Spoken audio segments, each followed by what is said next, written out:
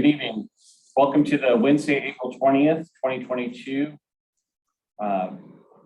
Planning Commission meeting for Thurston County. My name is Eric Casino. I'm the chair of the commission this season.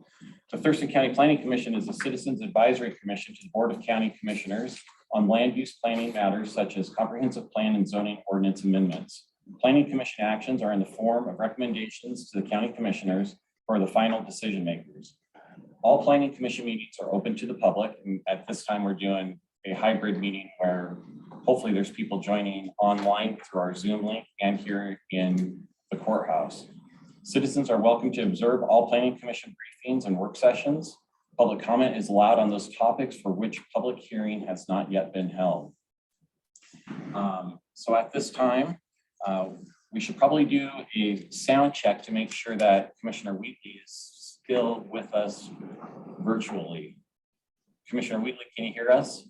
I can hear you, and I hope you can hear me. Hey, well, why don't we start with introductions with you then? Oh, okay. Well, I'm Helen Wheatley, and I'm at home here in the 1st District. Scott Nelson, District 3. Doug Carmen, District 2.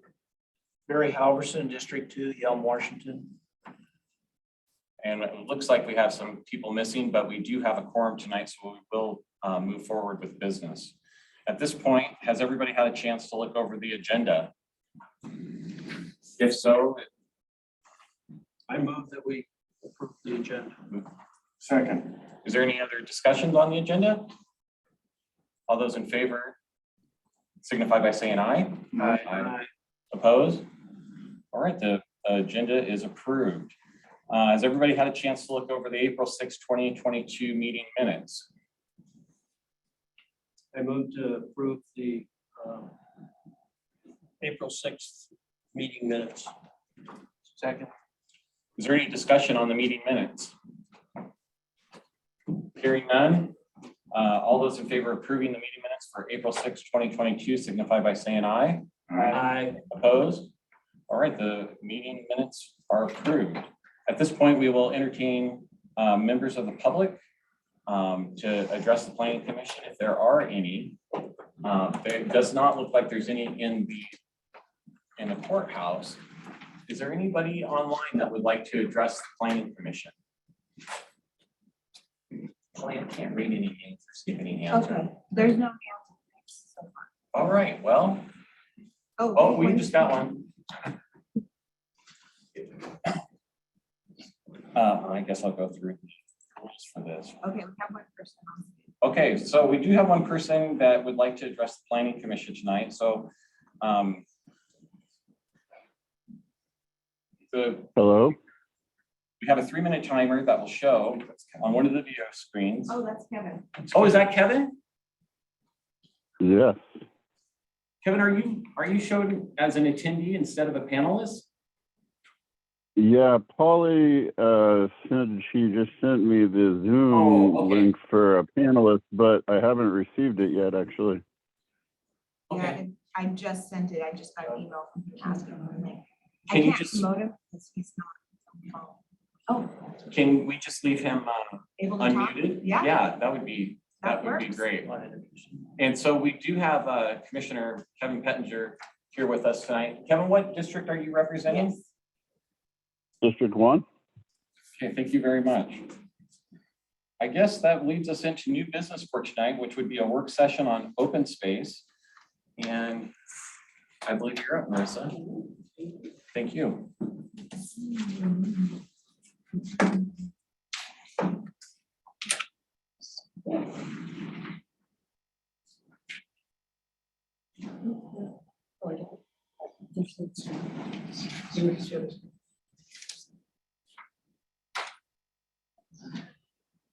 Sorry about that.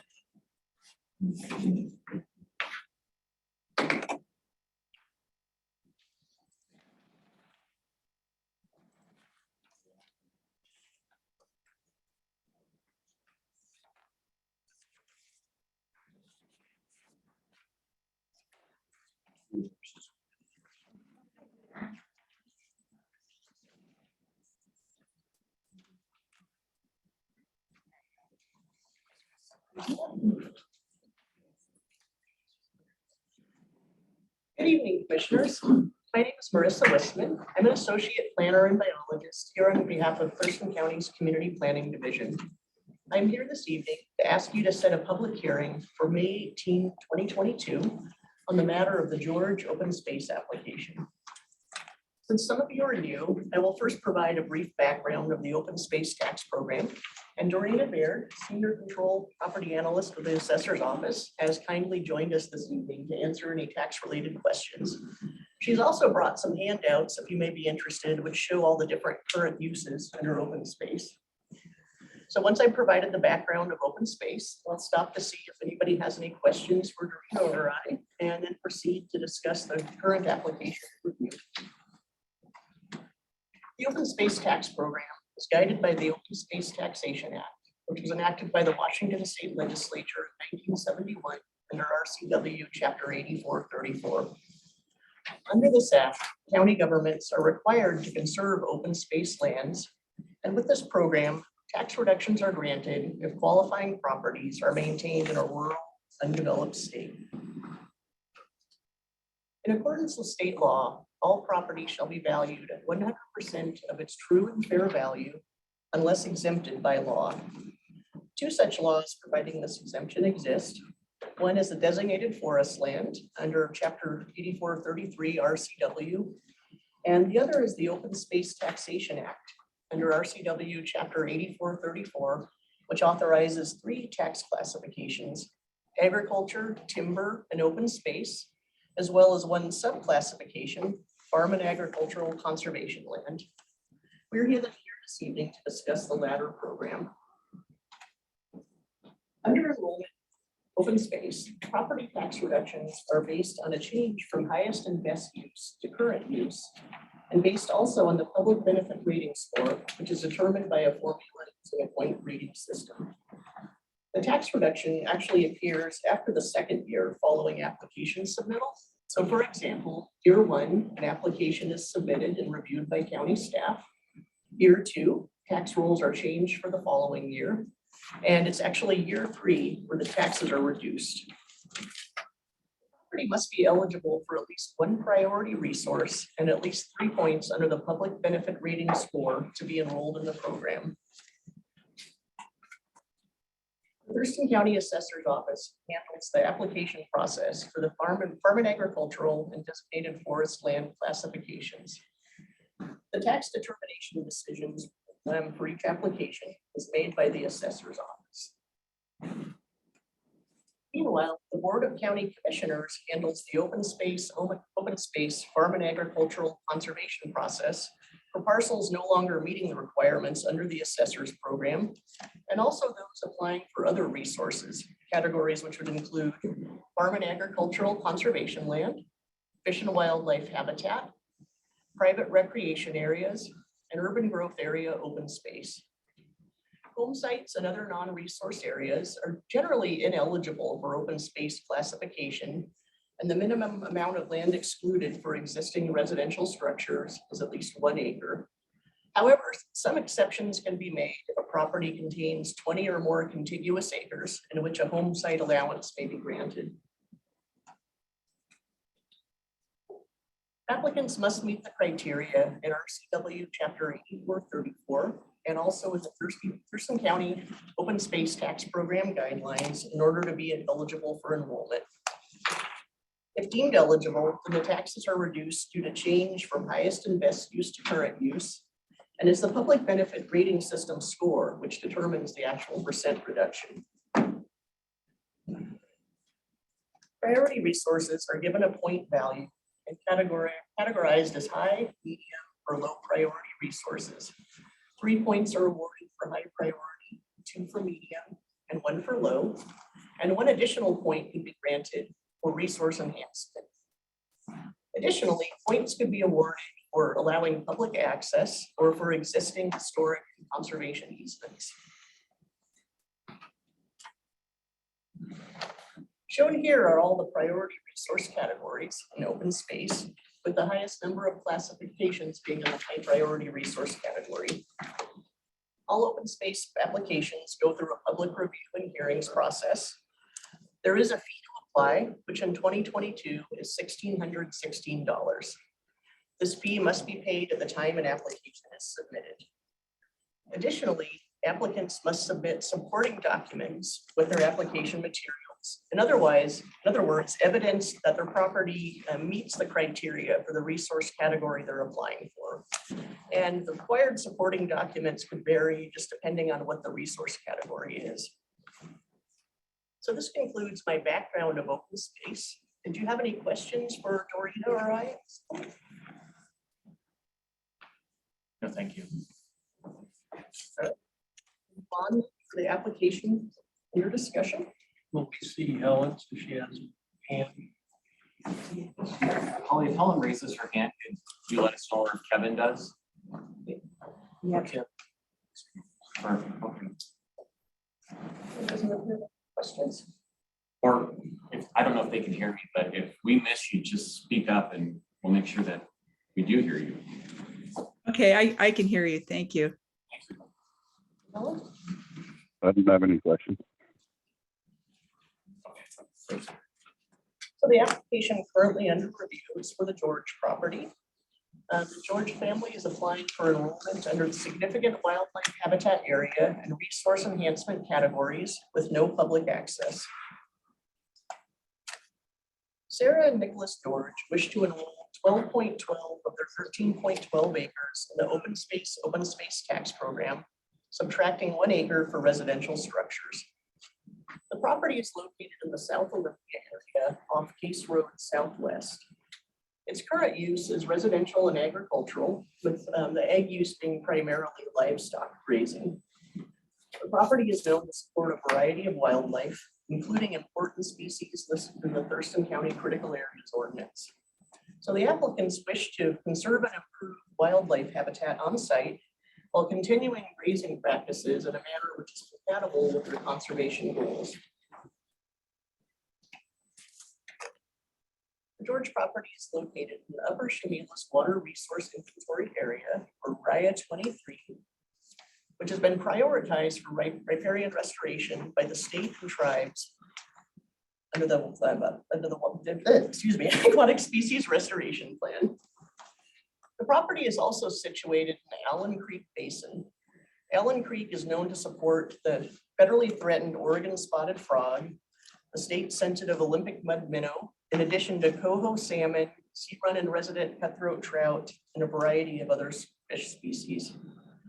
Allen Creek also feeds into the Black River and Black River National Wildlife Refuge area, which provides crucial habitat for a variety of wildlife. And as it happens, a tributary from Allen Creek runs directly north to south through the George property, approximately through the center of the parcel. The property is also located within 600 feet of designated critical habitat for the federally listed Oregon spotted frog. It is mostly surrounded by known locations of Oregon spotted frog and Olympic mud minnow, which have been documented by Department of Fish and Wildlife as priority species, and is also just south of a conservation easement managed by Department of Fish and Wildlife, where Oregon spotted frog egg masses have been detected in annual surveys for over 10 years. The seasonal wetland covers over the half of the property, and it's seasonally connected to wetlands associated with Allen Creek on surrounding properties where these priority species and CAO listed important species have been observed. Additionally, the property contains open pasture and mature trees. So this map shows some of the important features I was just describing, and also some locations where a qualified biologist preparing the habitat management plan for the George property has documented important species and priority species. So marked in red is the tributary coming from Allen Creek. And on the southern extent of the tributary and bordering the southeastern portion of the parcel is a connected ditch which flows east to beyond Case Road Southwest.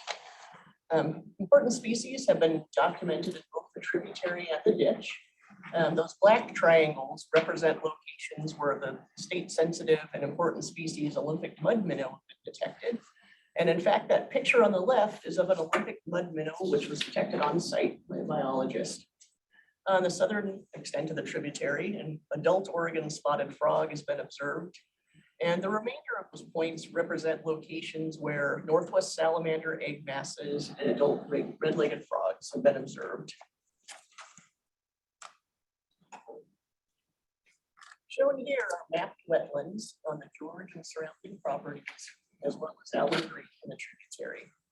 Those shaded green polygons represent approximate locations where Department of Fish and Wildlife has mapped Oregon spotted frog and Olympic mud minnow locations. And up to the north, you can see where that Department of Fish and Wildlife conservation easement is. So as you can see, the George property is aquatically connected to other wetlands and locations supporting priority species and is strategically situated to provide desirable fish and wildlife habitat and to reduce habitat fragmentation. A variety of other wildlife have been observed regularly using the George property, some of which are listed in the critical areas ordinance as important species or species of local importance. Those are shown in bold and include the great blue heron, nighthawks, red-tailed hawk, bald eagle, and pileated woodpecker. And the picture to the right is a photo of the tributary, which would be the focal point of the proposed restoration work. So while maintaining open pasture for seasonal grazing, restoration work would focus on improving and maintaining habitat for wildlife associated with the tributary. A large share of this work would involve management of non-native plants within 100 feet of the tributary, particularly reed berry grass, which is very prevalent on site. The objective would be to maintain short stature vegetation for Oregon spotted frog habitat. Oregon spotted frogs are not jumpers. They require low stature vegetation and open areas for breeding and placing their eggs. And this would also be done just for improving seasonal connectivity of the tributary with surrounding water bodies. So it's not being clogged up with weedy grasses, such. This would be achieved through rotational grazing, and this would be done in accordance with a natural resource conservation prescribed grazing management plan. Cattle will be frequently rotated to avoid impact in any one area. And this would be done using features like movable electric fences and watering facilities, which is a method that has been shown to be effective in other conservation grazing projects. They would also mow and only if needed, use herbicide according to label, but it would mostly be mowing and grazing. And all riparian restoration work would be done in accordance with Department of Fish and Wildlife's Oregon Spotted Frog Recovery Plan. And additional work would include removal of aquatic predators such as bullfrogs. Bullfrogs are not native to the area, and they've known to outcompete and pose a threat to Oregon spotted frogs in their remaining locations.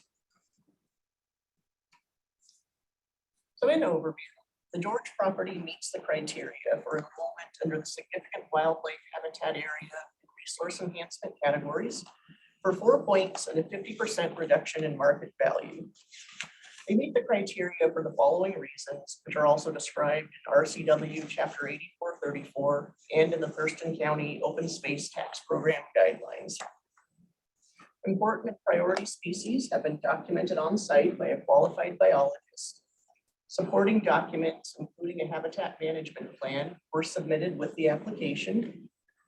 Biologists from U.S. Fish and Wildlife Service and Natural Resource Conservation Service who have expertise in Oregon spotted frog and aquatic habitat have visited the site and verified habitat quality. And the applicants are actively working with Natural Resource Conservation Service, developing a long-term conservation grazing plan. Enrollment of the George property in open space creates an opportunity for one of the largest intact, privately owned, managed habitats for Oregon spotted frog in South Puget Sound. It's also consistent with Thurston County Strategic Plan Item 7 to balance development with preservation of the county's rural character, natural areas, and open spaces. Staff recommends approval of classification of 12.12 acres of the George property, qualifying at a 50% reduction as open space land for current use assessment. That concludes my presentation, commissioners. Do you have any questions which would help with the decision to set a public hearing? I think we do. I would like to go to our commissioners virtually, see if they have any questions to start out with before we work in here. Nothing from Commissioner Wheatley. Kevin, do you have any questions? Yeah, just a quick one about the point system. So is this a plan that the way it's written up is so limited that it only deserves 1 point and it could have earned more points if it was a more thorough resource enhancement plan, or how does that point system work there? That's just the points that are allotted for the resource enhancement category itself. Okay, so 1 is the maximum that could be earned there. That's correct. Thank you. Got questions? Yeah, in the map, the plot here, the aerial view, it looks as though the structures occupy more than an acre. So is the plan? I mean, I would think that if you're holding something out, it ought to be a large enough area in order to contain the structures. Is that? Well, it was kind of a funny measurement, like it wasn't a perfect square. They have one agricultural outbuilding, and then the residential structures are kind of in the back of the property. And they contain all that within the 1 acre? Yes. But it is kind of, I can see what you're saying. It looks larger. Scott, do you have any questions? No, but when we bring this back, I'd like to see a bigger aerial, because I don't actually see Allen Creek on this map. Oh, okay. Yeah, I I'd be see glad to provide that. the drainage to their property, and I see the ditch, but I don't know where Allen Creek is. Yeah, that would be, But I I'd be do, glad to do because I that. know that area, I know where the ditch is, and that's what they're flowing into. Scott, did you see up here where it was labeled? No. Yeah, the Thurston County geodata map, you can see it. Oh. The other map was the one that was provided by the biologist who did the habitat management plan, and it was focusing more on the property. Barry, do you have any questions? No. I have a couple of questions. Is that okay? What would be the annual economic impact of this open space enrollment? How much money is it going to save these folks compared to the rest of their bill? Do we know that? That might be a good question. Please, you're fine where you're at, just if you know the answer. Oh, thank you. Hi, so I'm Dorina Fair from the assessor's office. I primarily handle the current use properties. Once they've been approved, then this typical classification comes to my office. So your question is not one that we cannot just say what it is today. Because as the approval would be only for 11.12 acres. What happens is that 1 acre gets valued differently than the whole property being valued at 12.12 acres. And you have to do that annually? Yes, so assessments work annually by appraisers in the assessor's office, looking at market value to then revalue the property based on market.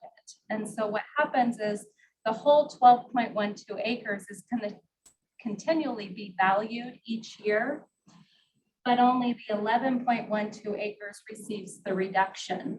And so they're going to have a split value where they're paying on 1 acre of market value, and then the residual 11.12 acres is going to get a 50% reduction. Because that market value each year changes, and because this, if approved, wouldn't take effect until 2023, Yes. Yeah. based on the application year, the review approval year, if approved, and then the tax year. So our values for 2023 are not out yet. If you valued it today, do you have a rough idea how much money it would save them? We could calculate that. I don't have that. I'm not an appraiser within the assessor's office. So the only way we could do it is give a today's example. If it were approved in the 2022 tax year, we could tell you what it would be. Yeah. We wouldn't be able to tell you, of course, each year what they're going to save, because again, market values change each year, along with the levy rate changes as well, which is where your tax dollars come from for the assessed value. But when you present it at the next hearing, we could work up what the estimate, if enrolled, with the particulars that this property is currently for only the 2022 assessment, or excuse me, 22 tax year, which is a 2021 assessment. I'd like to hear that number if you could produce it. And I know that we're not going to hold you to it or anything like Sure. that, but just have a rough idea, because if these folks are going to spend $1,600 for an application and they're not going to see any savings for 3 years, I think that we should consider that they're going through a lot of effort for something that might be actually nominal, and we benefit a lot from their conservation efforts. Sure. And I appreciate them wanting to conserve that stuff. So I if they're not getting very much benefit, I appreciate it even that much more. Sure. We'll work up, I'll have an appraiser who is within a mass appraiser in this area, work up what the estimate would have been for, again, the 2022 tax year, and provide that to Marissa for the next hearing. Thank you, Doreen. That'd be great. Okay. The other question I have, and I don't think this would be for you, Dorina, but maybe you can say, I'm assuming that if a piece of property is enrolled in the open space program, that then it's not going to be able to be divided and it's not going to be able to develop very easily. Is that a fair assessment? Yes. So if they ever wanted to try to develop this or anything like that, they'd have to take it out of the program first, right? Yes, and then they would owe 10 years. 10 years in the rears. And no. Or 7 years in the rears. Yes, it's 7 years plus interest, including the current year. Yeah. So open space, there is a 10-year one that is designated forest land, Mhm. which is 9 years plus the current year, which is where the 10 comes in. All right. That was it for my question. Is there anybody else that had any more questions? Hearing no more questions, we entertain a motion on this. I'll move to set an open space public hearing for parcel 127-324-300000 for May 18th, 2022, on or about 7 p.m. Do I hear a second? Second. Is there any further discussion on this issue? Hearing none, all in favor say aye. Aye. Opposed? Motion passes. Well, I hope we can set that hearing. We can see this again soon. Thank you very much for your time. No, thank you. That was really a great presentation. Thank you. Next up on our agenda tonight is some continuing business with a work session and hopefully recommendation on the Habitat Conservation Plan implementation ordinance with Manager Chris Chabot.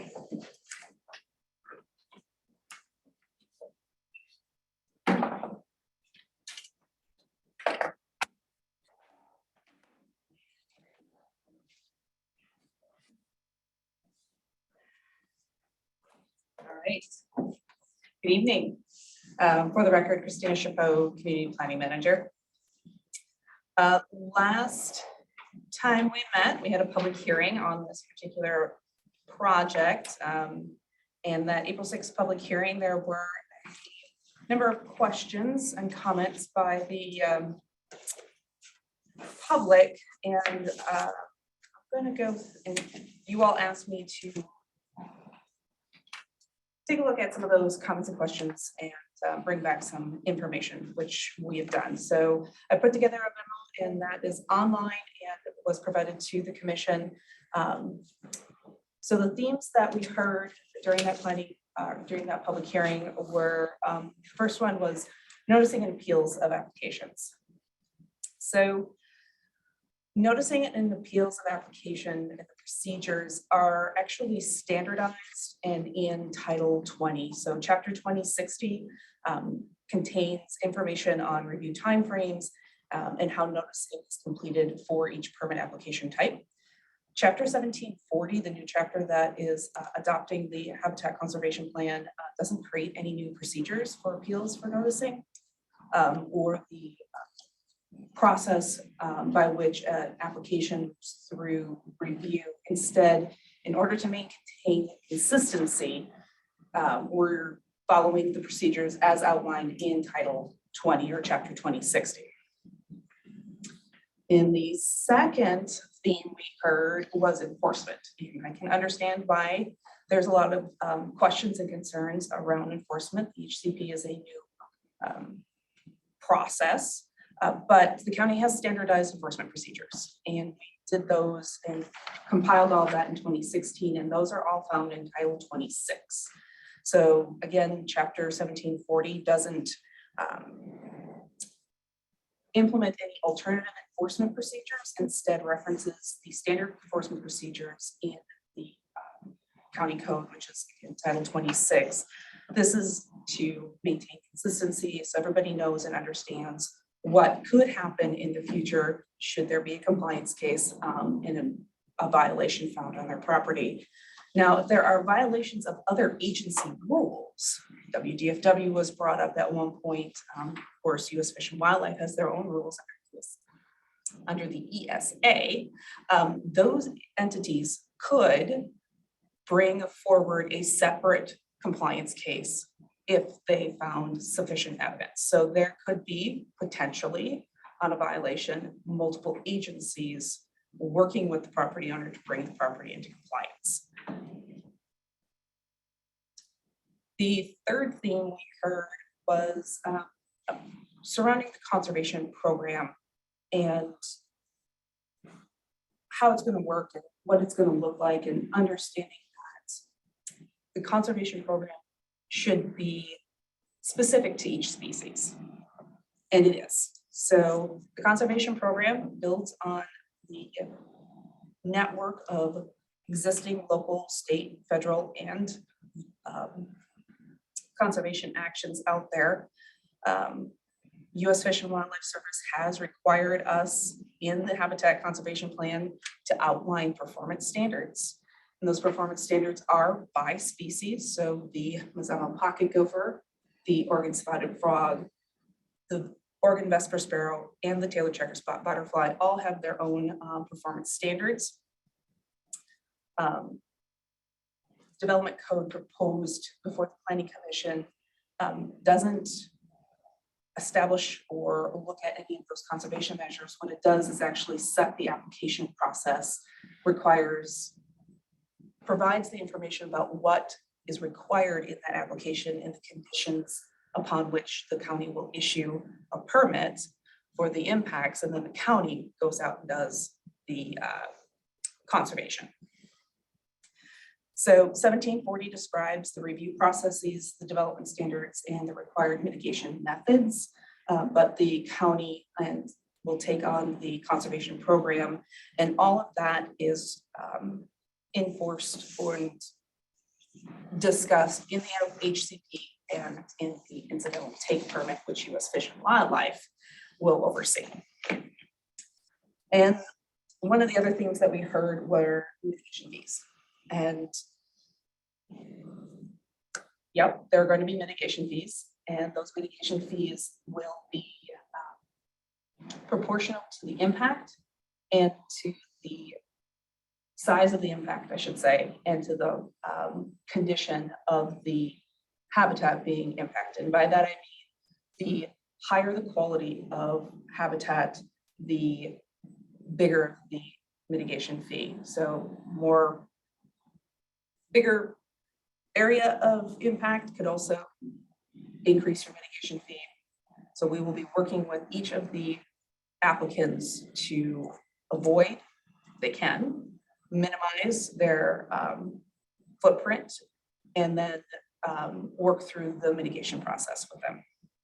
But the key requirements for an ITP in this was really identifying the reliable funding sources, and to do that, we needed to include a mitigation fee. The Board of County Commissioners did approve to use some conservation features, which reduces the overall mitigation fee some, but U.S. Fish and Wildlife does require us to what we call have full cost accounting. So we have to make sure that we can pay for the entire mitigation program as we move forward, and the mitigation fee has been calculated to do so.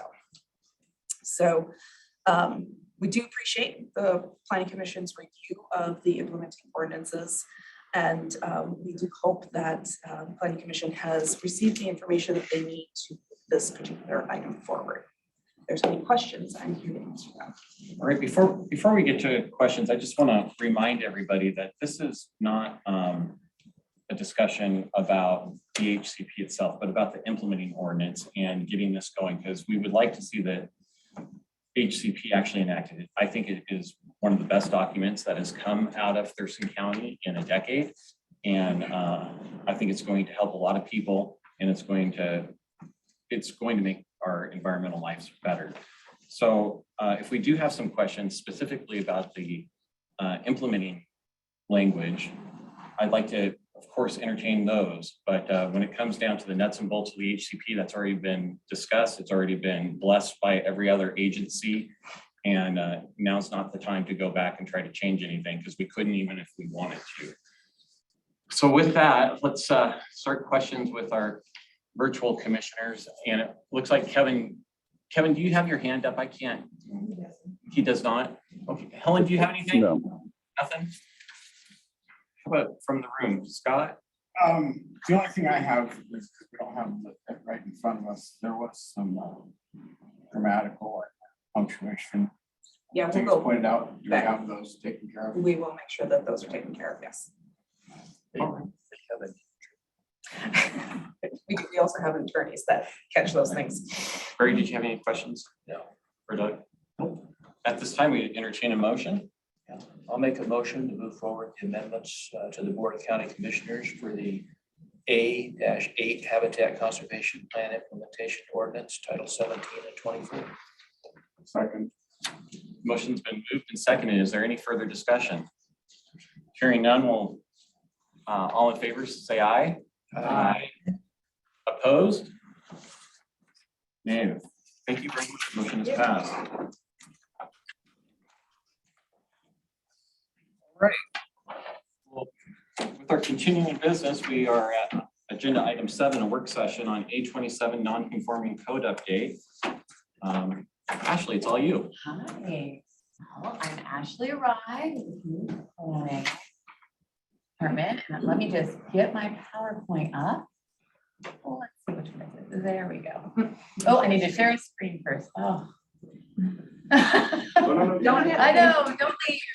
The green button, not the red button. I'm gonna do this, I really am. There we go. Blue button. And then good. No, we're there. Thank you. Well, good evening, planning commissioners. It's so nice to see you in person. I appreciate the opportunity to continue discussing the non-conforming code update. Before we dive into the questions we received at the April 6th briefing, I just want to provide a little project recap. Chapter 24.5 of the Critical Areas Ordinance applies to any existing non-conforming use structure or lot that was created prior to its adoption in July 2012.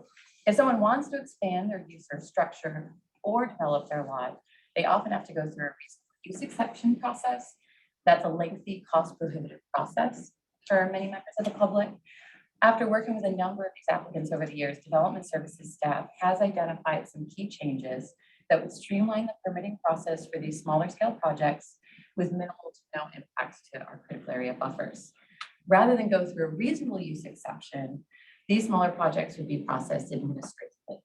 So the specific code updates that we reviewed at the last briefing include clarifying the difference between alteration, expansion, and replacement, expanding the administrative review of small scale projects with de minimis impacts, clearly identifying when buffer mitigation and restoration plans are required, and updating surety bond requirements. So at the end of our last briefing, we did have a number of questions about the proposed update. So tonight we'd like to share with you what we learned and entertain additional questions. So in terms of the number of applications and cumulative permits, I don't have a crystal ball to be able to tell you exactly the number that we expect to come in. However, we did look into the historical permit data and found that about 110 reasonable use exception applications were processed during the last 10 years. Of those, 10% may have been small enough in scale to qualify for an administrative review under the proposed update or these proposed code updates. This, of course, doesn't take into account people who may decide to move forward with a small scale project now that they can or would be able to go through a simpler and less costly administrative review rather than that hearing examiner review. We're looking at the- Can I interrupt just really briefly? I'm sorry, it's just a sound check issue. There's a lot of fuzziness, so I'm missing some of what you're saying. I'm wondering if it's a mic placement issue or something. It's not as clear as it could be. The mics are built into the room now, hanging from the ceiling, Oh, and it might be the AC that is AC's big affecting noise. that. Sure. Or I can just move down. Commissioner Wheatley, is that better? well, actually, let's see. Okay. I can also speak louder. I could use my New York voice. I'm originally. You sound good now. Okay, good. Maybe it's the New York voice, maybe it's. Yeah. So in terms of the application, or sorry, we covered applications. So now moving on to questions about functional isolation. So when looking at the basis for exempting functionally disconnected buffers, sorry, that's a mouthful. The Department of Ecology has provided consistent guidance and specifically about development standards. I'm just going to read a small section from their 2014 guidance on buffers, which states, where a legally established non-conforming use of the buffer exists, for example, a road or a structure that lies within the width of the buffer recommended for that wetland, proposed actions in the buffer may be permitted as long as they do not increase the degree of nonconformity. This is reinforced in the draft 2022 Critical Areas Ordinance Handbook that the Department of Commerce puts out. And that one reads, in some cases, regulatory buffers include areas that are functionally disconnected from the wetland by existing legally established development. Generally, functionally disconnected means that a public road or legally established development blocks the protective measures provided by a buffer, and increasing the buffer on the far side of the development would add no protective benefit to the wetland. A local critical areas ordinance should anticipate these situations and provide clear direction on how to address them. In addition to providing this feedback tonight, just to clarify in the proposed code updates what functionally disconnected means, we did add a proposed definition that mirrors what is in the 2022 Critical Areas Ordinance Handbook that's currently in development. Now moving on to enclosures and vertical additions. Under the current code, expanding livable space by enclosing a deck, porch, or patio is allowed only if there is an existing roof. So with the proposed updates, these expansions would be allowed on the landward side, the area that in most cases would be functionally disconnected, regardless if there's a roof. And in terms of mitigating impacts, we'd rather have people build on an existing impervious surface rather than creating new impervious surface. For vertical additions, we actually have no substantive changes. We did reorder where it will be in the code and tried to clean up the language a bit. And we do believe that allowing for the vertical addition of livable space is one way to ensure appropriate housing needs are met while minimizing impacts to critical areas overall. This provision does reflect an effort at the county to balance all required elements of the comp plan, which does include housing. And then in terms of replacement, there was that question about voluntary replacement. Our intent is only to allow in-kind replacement of non-conforming structures that were involuntarily destroyed. So to make sure this is clear to the public, we've reinstated the Pacific Code reference to voluntary destruction, not falling under the provisions of replacement. And then there was the last question about valuation being removed from the definition of alteration. This proposed update, really the intent is to reflect the fact that construction costs are rising at such a rate that a lot of cases, just putting in plumbing, electrical, and updating your house could exceed 50% of the existing non-conforming structure's market value. Now, in cases where a non-conforming structure is being altered, expanded, or replaced within a flood hazard area, the valuations would still apply in accordance with Thurston County Code Chapter 14.38, Development in a Flood Hazard Area. Are there any further questions about, like, related to these items that we brought further information on, or any questions? So in the example of the voluntary versus involuntary. So if you have a structure that's built in now buffer, what is now the buffer, but it was built, it wasn't. And someone buys the house and they want to totally remodel. And it's going to be well over 50%. They would be able to do that without having to go through a reasonable use exception. Okay, they don't have to go to a hearing Yeah. exam and all that stuff. As long as it's within, you know, the Within the other footprint. provisions, yeah, within the footprint or within the allowable expansion of that footprint under the code, proposed code Okay. updates. And I have personal experience. I actually I went through that process in King County, and it definitely was more than 50% of the value to just bring plumbing and electrical and roofing and all that stuff up to code. Do we have any questions from the commissioners online? I have some, I guess, some comments and clarifications, I guess, more than questions. Should I go ahead? Go ahead. Okay, yeah, well, just to comment on that last point, that's a good place to start. I'm not sure the question that I posed at the last meeting was maybe clear enough, because what I was specifically talking about, and you've been talking about, is a concept of substantial improvement.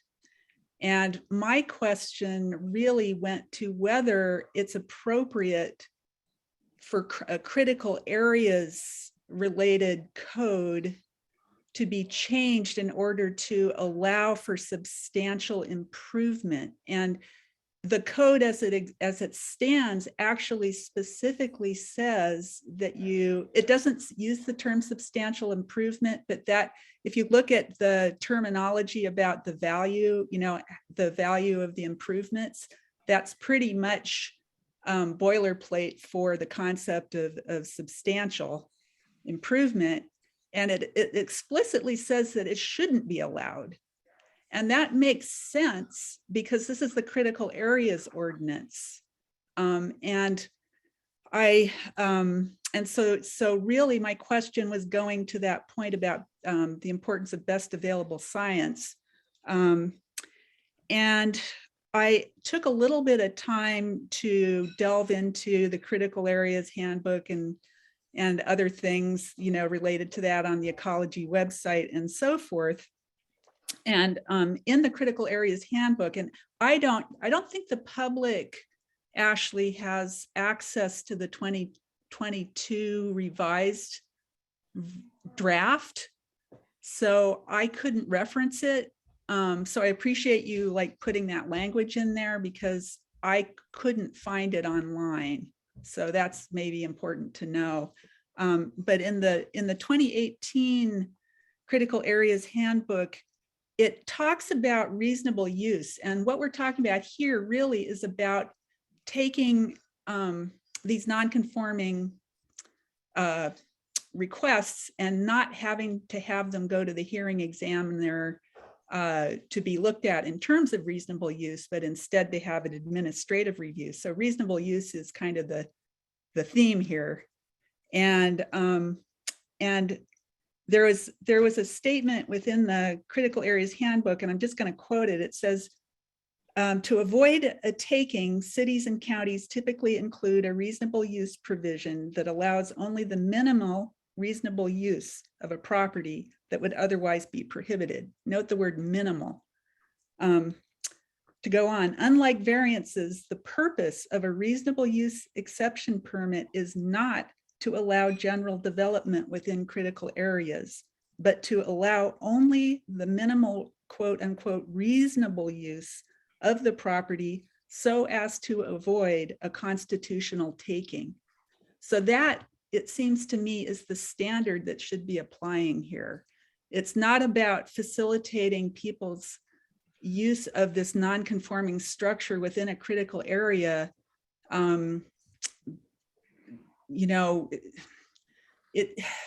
By definition, its presence within the critical area or the buffer is problematic. And it's not something that the county or the state are interested in encouraging or perpetuating, but rather just avoiding getting sued over if they overregulate. So that's the context that I was approaching this from. And maybe that's more clear. I wasn't asking in terms of the code on conforming structures, but in terms of the context of the critical areas ordinance and whether it's consistent with that. So that's just kind of a clarification maybe, but it goes to a number of the proposed revisions that are more about defining what is and isn't allowed. There are a lot of things in here that are more about, all the stuff about impervious surfaces seems like it's pretty much just trying to make the code conformant with other standards that are scientifically based, having to do with impervious surfaces and wetland areas and that kind of thing. But there are a number of parts of these proposed revisions that are not about the science, but they're more about how you define what can and can't be done, and whether it meets this minimal standard or not. And it seems like, to me, like they're going beyond that minimum standard quite substantially, or they're removing language that points to a minimum standard in the sense of being, well, not minimum, minimal, being minimal about what can be done within the critical area and its buffer. Does that make sense? I should shut up and ask if I'm making any sense. I think that I'm following you, Commissioner Wheatley, but I do want to think that what we're here on this particular issue isn't so much about the critical areas ordinance in general, but just Right. Operational aspects of an administrative permit. And Exactly. So, yeah. So a lot of the kind of concerns you have really wouldn't apply, I don't think would apply to an administrative permitting because it's such a minimal, but go ahead. Well, it does, because it's about reasonable use and it's about non-conforming structures specifically. And that's what I'm saying is that that for this particular aspect, I'm not talking about the critical areas ordinance or, all the code or anything. I'm talking about this very specifically. I'm just raising the point as kind of a finding a fact or whatever, that that this is about taking it away from having to go to the hearing examiner who would be looking at it in terms of reasonable use, and putting it in the hands of administrative review. And so I want to kind of highlight that, and highlight that my question was really about whether some of the language in here is consistent with what the critical areas ordinance handbook and what the state intends. So does that make sense? I mean, it's not even about all the language in this particular set of suggested code changes. It's just about some of the language.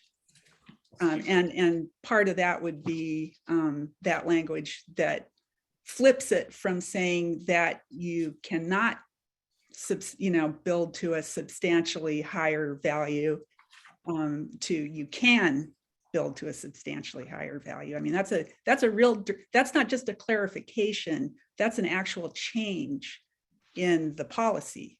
And so there's a few little spots where that happens. They're not clarifications, they're changes. So that's just something I want to point to as we kind of move towards going to a hearing on this. And then the other thing I wanted to clarify, if I may, is best available science, because again, maybe, and I really apologize if I wasn't clear about this at the last meeting, but I wasn't asking about science in general, but about how it applies to changing, or, how it applies to the critical areas ordinance, because there's an RCW specifically about how you have to use best available science. And then there's a WAC that lays out what that means for doing this. And so that's kind of what I was trying to reference, and not just kind of general science questions, but sort of how it goes to the protocols and the requirements of applying best available science standards when you do revisions. So does that make a little more sense? I mean, I could quote those I'm people. confused. I have a quick question. Yeah. Are we on agenda item 6 or on agenda item 7? 7. Okay, my apologies. Is there something that you can bring I back? agree with Commissioner Wheatley. Go ahead, Kevin. I agree with Commissioner Wheatley. Wasn't there also a comment in there about the impact and that this would basically affect one request a year? I think it was Chair Casino or Commissioner Nelson that might have asked to quantify the number of exceptions that are requested for this, and it was quantified at Staff think addressed about that in their opening remarks on this when they said that historically it's been 10 to 15. And it's hard to, guess how many going into the future, but it's not a significant number. It does not sound like. Would that be a fair characterization? Thank Yeah, you. Based on historical permit Yeah, data. so you're, I have a comment piggybacking on that if Kevin's done. go ahead. Done. Are you done? Okay, yeah. Well, this raises another really important issue about the timing of this, because again, I just want to point out that we're going into a period of needing to do a review of the whole comprehensive plan, and critical areas are part of that. Commissioner Wheatley, I think that the answer to that particular question is that this has been prioritized by the Board of County Commissioners. That's why it's on the docket, and that's why it's before us today. So the timing issues are determined by people outside of this commission. Right, I get that. And I think some aspects of this kind of fit with the kind of criteria for doing sort of annual review of whether it's working. But at the same time, if you go in and look at the handbook and other sources, it's really clear that a lot of the review is supposed to be based on whether the program's working or not. And again, like the stuff on impervious surfaces, that makes sense. It's like it makes sense to update it so it's consistent with other things, other handbooks that are applicable. So I think we need to be careful and it's not clear. We have, as a planning commission, we have a statement about basically the 4 goals of staff in bringing this forward, but again, because we haven't had a chance to meet with the commission and because it wasn't presented in the memos, we don't really know what the goals or aspects were for putting this on the docket. So I think it's fair to say that, it's fair to point out that there are some aspects of this that make sense for annual review, but there are other aspects of it that seem to be more wrapped up in general performance of the critical areas ordinances as a whole that might be better held for the broader review. It may not make sense to just pull out this one little bit and spend a whole bunch of time on it for the sake of one application on average per year when we're looking at a 2025 deadline, for doing the whole schmear. Sort of. So that's just a planning commission type comment about how we spend our time on this. I'm happy to have it go forward, but I also think that there are 2 or 3 different aspects to these ordinances, and I don't agree that it's just clarification or consistency issues. We have some actual policy differences plugged into this. Commissioner Pessinier, do you have anything else? No. How about in the room? Does anybody else? Yeah, well, I want to go to the last point that was brought up, and I think the commissioners know where the critical area ordinance review and the comp plan review and all this stuff is. So if they send it to us, they obviously know that they think it's something that needs to be looked at right now, rather than down the road when we're trying to do this review. Also, I would say about reasonable use exception is, I was here when the critical areas ordinance was written last time. And I think this is a good change, because reasonable use exemption is, to me, is more about giving somebody who has a property that legally they can't do anything with. That's where you get a reasonable use exemption. And you say, okay, this is what I want to do. And you go through the process and figure it out. I think there's a big difference between saying, you know, I've got a house or I've got a property that's completely covered by whether it's critical areas or shorelines or whatever, versus I've got this property and I've got a house that was built in the buffer before it was a buffer. And now I want to add something, you know, I want to add a second story, or I want to add on away from the buffer, which I'm pretty sure almost everything that we've looked at from the critical areas at that time and shorelines now has said that there is a minimal, if you've already got a structure here, there is a minimal impact on the buffer if you build away from the area that you're trying to protect. Doug, do you have? No. How about you, Barry? Did you have any more to do on yours? I have. No, I did want to say that we do have Brett Burris here with Yes. Development Services. If you had specific questions about how this would be administered and the impacts to the public and the staff I do. with these proposed code updates I know I going have forward. one. Does you? Okay, then I'm going to go first. I'm glad that you're here, because I'm not even sure how the best way to address this, but if we did implement this where there, and for the viewing public, this is Manager Burris who does CPED. So when we're looking at the different things that could get an administrative permit or administrative approval instead of going to the hearing examiner, a lot of these are supposed to be minimal impacts. Would one of those minimal impacts be if somebody had already gone through a reasonable use exception, had it approved by a hearing examiner, but then did not move forward with it in the time frame like 24 hours or 24 months, and then came back at like 25 months and said, I missed my window. Can I go to the permit counter and get it, or do I have to go back to a hearing examiner? For the record, Brett Burris, Development Services Manager with Community Planning and Economic Development. Thank you very much. In that scenario, you would have to apply the current rules for a vacant piece of property for placement of a structure. If the timeline or the application expired, you would have to go back through the RUP process to comply with our codes and ordinances to obtain that approval. In this discussion, we're talking about non-conforming for which structures are already on the property. I'm specifically thinking of an instance where a flood might have wiped out a home and then it wasn't rebuilt in the 24 months, even though they did the reasonable use and then wanted to come back at 25 months and nothing else has changed. Okay, I'm sorry. No, that's all right. That's all right. I didn't give you enough information. So if a house is flooded, or even a fire, for example, act of God is the term that is used, and you have up to 3 years to reconstruct what was existing there before.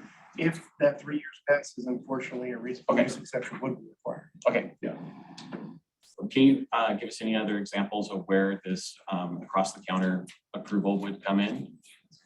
Well, across the counter approvals, it was well explained by Ashley. There's many different ways. I have a couple of examples just off the top of my head while working here for the past 3 years. When I first got here in 2019, there was an elderly woman in home care. She had a very old house, 1940s, I believe. It was smack dab in the wetland buffer, I would say 2 feet from it. Wow. Or 2 feet from the wetland back when zoning and critical areas didn't apply.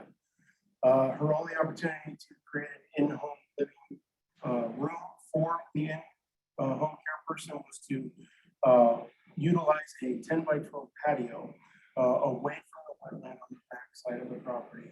Our non-conforming says that even though that impervious surface is there and the wetland and critical areas have been impacted since that 1945 time, you need a reasonable use exception just to enclose walls. And I wrote down some numbers because I looked at that case before coming in here. So the reasonable use exception back then was approximately $4,000. In order to get the mitigation necessary to provide a no net loss of impacts and functions and values, a $6,000 wetland report was required, knowing that this area was already in the wetland. With that being said, a $2,000 mitigation plan was required, and then approximately $500 building permit fee, and that does not include construction. And for a total of approximately $12,500 to put 3 walls and a roof on something that was already impacted. And that's what triggered the conversation of the possibility of doing an administrative version of this. We do have staff that have the expertise to review mitigation plans and any type of wetland reconnaissance necessary to move a project like that forward.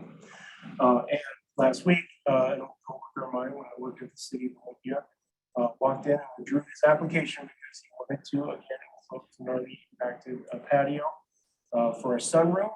And back in 1987, his subdivision was not, and his property was not in the buffer, but as of 2012 it is. And no costs that I just outlined in general, just withdrew the application, was not interested.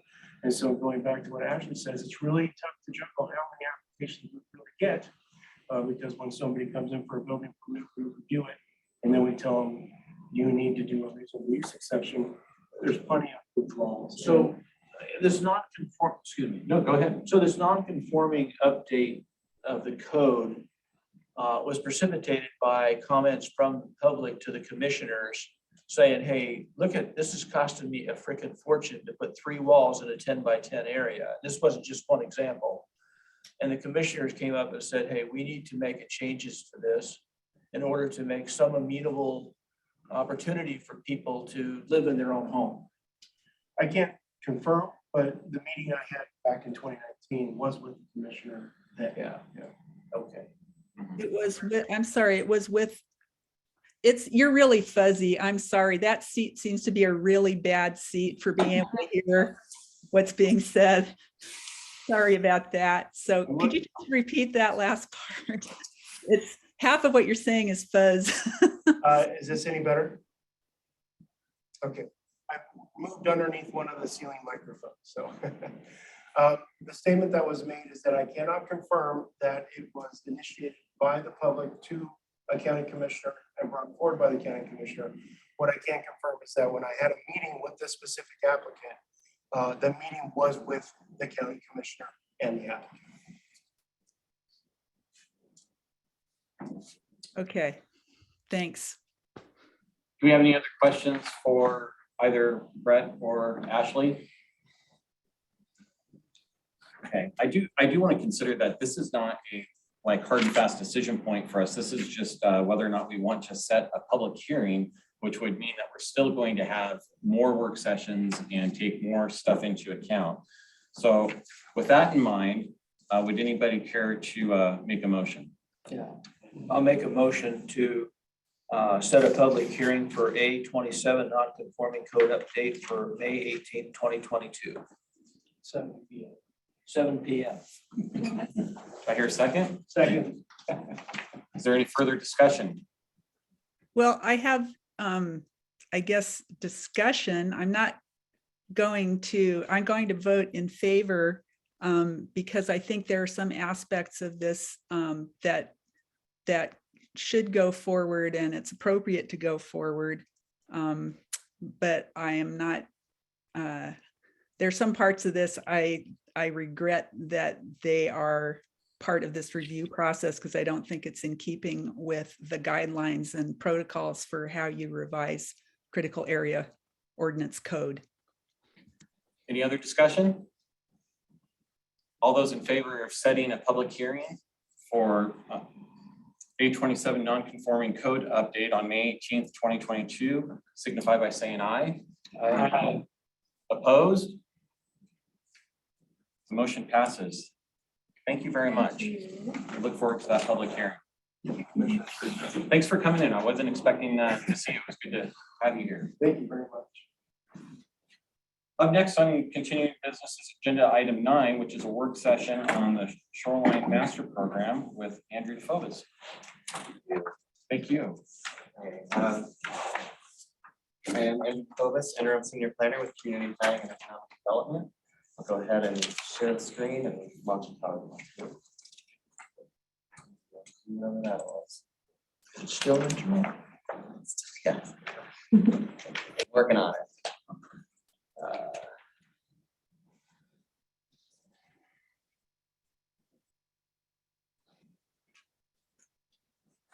Okay.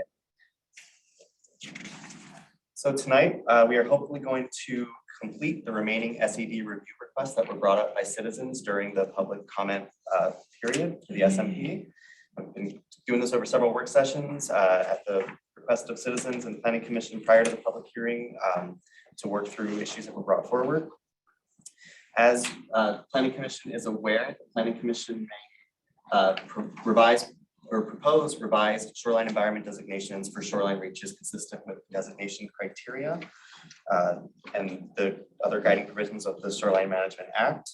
I did send out a staff report last week for these 5 requests we're going to look at tonight, and that includes more detailed information on these topics than what I'm going to summarize for you here. And so the reaches we're going to look at tonight are got one more on Elk Inlet, and then Pattison Lake, Lake St. Clair, and one reach on the Deschutes River.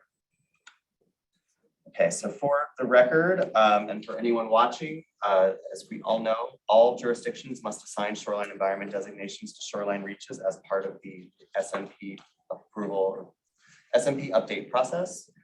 These shoreline environment designations control what types of uses are allowed along the shoreline, and then the permits that are required, and any development standards those uses would follow. And there was a report created earlier in the process of shoreline environment designations, or SED report, that outlines all the county shorelines and the SEDs that were provided at that time. The general approach was that shorelines that were more ecologically intact were given a natural SED. Shorelines that were highly impacted with residential development were given a shoreline residential SED. And then shorelines that had some degree of development but retained some degree of function received either a rural or urban conservancy SED. Anything below the ordinary high water mark is in the aquatic SED. So just a few things to keep in mind.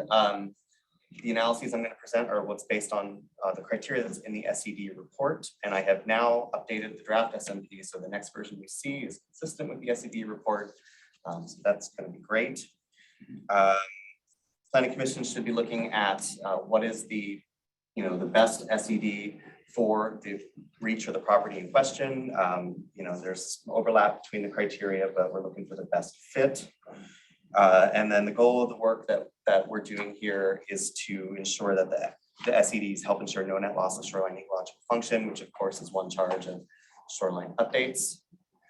And we're looking at maps. SMP jurisdiction is always determined in the field. So we're assuming the areas that are shown in jurisdiction are what we're talking about, but that's always verified at the project level. How much of the property is going to be subject to the SMP. And then SEDs are not the only factor that will affect shoreline development. Of course, things like zoning, density standards, critical area regulations will all affect development in the shoreline.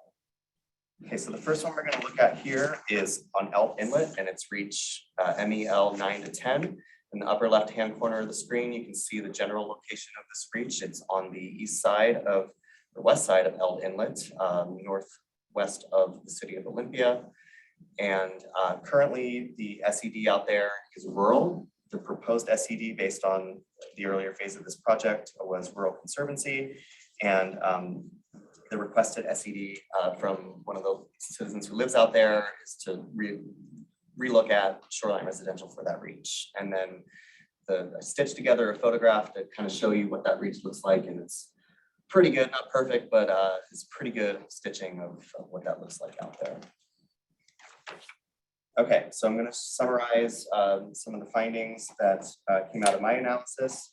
So almost all of the lots that are out there do contain residential development. That is the prevailing use of that reach. This reach is also mapped with environmental limitations, including floodplains and steep slopes. And many of the lots still appear to retain function in the buffer as evidenced by the amount of vegetation present in the buffer. So based on those factors and also the analysis that was presented in the staff report, staff believes that the original proposal of rural conservancy is appropriate for this reach. And that's what I'm recommending, that the Planning Commission recommends sticking with that. It appears to be best suited to prevent the loss of ecological function based on all those factors that I mentioned. So I will pause there and open it up for the Planning Commission to discuss. Stop my sharing if that's helpful. Thank you. Okay, to start off with the questions, anybody online have a question?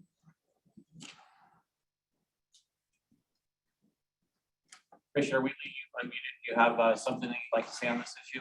Well, I just am going to comment right up front that, you know, my inclination is to go with staff recommendations on all of these. So I don't have a lot of questions about them. There's one, I think the third one you're going to address, which is the Pattison Lake 8123. That one you have a question about, so we might want to spend more time on that. But yeah, I mean, I'm just going to say up front that my inclination is to go with staff recommendations. And also part of that is because I continue to be very concerned about the fact that the county's criteria for designating shoreline residential is not really consistent with the state's criteria, as I you know, did that memo about, because under the state criteria only, and this applies to some of these, but, you know, only in urban growth areas, incorporated municipalities and landmarks, basically, are you supposed to have shoreline residential under the state criteria. So that's all. That's my shot at this. Commissioner Pestinger, did you have anything that you wanted to address on this particular reach? No, thank you. How about here in the room? Does anybody have anything they want to? I have a question. So in the original SED that was established in 1990, was the last time it was done, it was rural. It was rural, correct. And the 2022 equivalent of that would be shoreline residential. And shoreline residential is less protective than rural. What changed from 1990 to 2013 or 2022 that it would now qualify for a more protective? Because I would assume from 1990 to 2013 or 2022, there's actually been more development and more intensive use already. So rural it's a funny category because, or designation, it is the most similar to what is now going forward to shoreline residential, in that where it's applied to these marine shorelines and where it's applied to lakes, it is applied in areas that are the most impacted. But you can also look at other areas of the county where rural was applied to literally rural areas. The Chehalis River is one that comes to mind.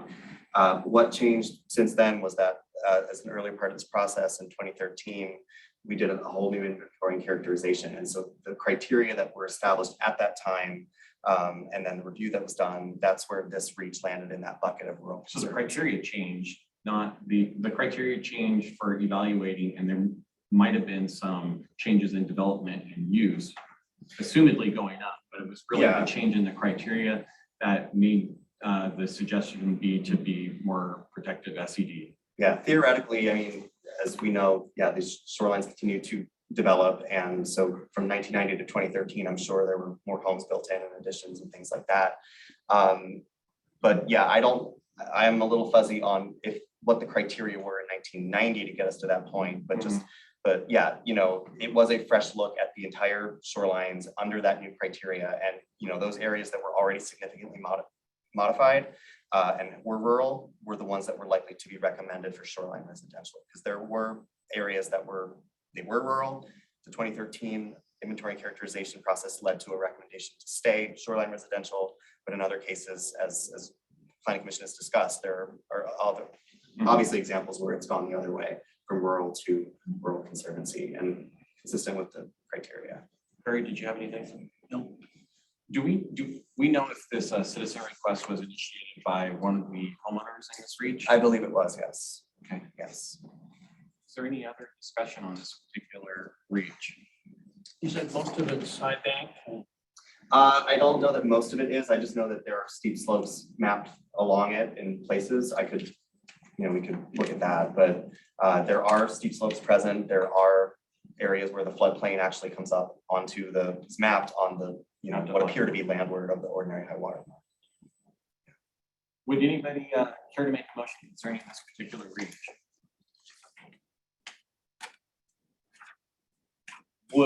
Without hearing a motion, Could I suggest that we hold off on that and we might be able to do just one big motion for all of? I would rather do them all individually. Okay, great. I would wonder if the commission would entertain the idea of not making a recommendation on this particular reach and sending it as is. Would there be any objections to that? I would like then I mean, I support the staff, the The staff. staff recommendation would go forward without a planning commission. Oh, okay. Would anybody have an objection? I would think unless we make a change, this is in the planning commission deal. So unless we make a change, this is going forward as now or as Rural Conservancy. Would you have an objection to that? No, Barry? I just wanted to make clear that Yeah. it wasn't going forward without this in it. Yeah, yes, you're correct. Okay, Andrew, let's send that one forward without a planning commission recommendation specific to it. Okay, will do. To my PowerPoint.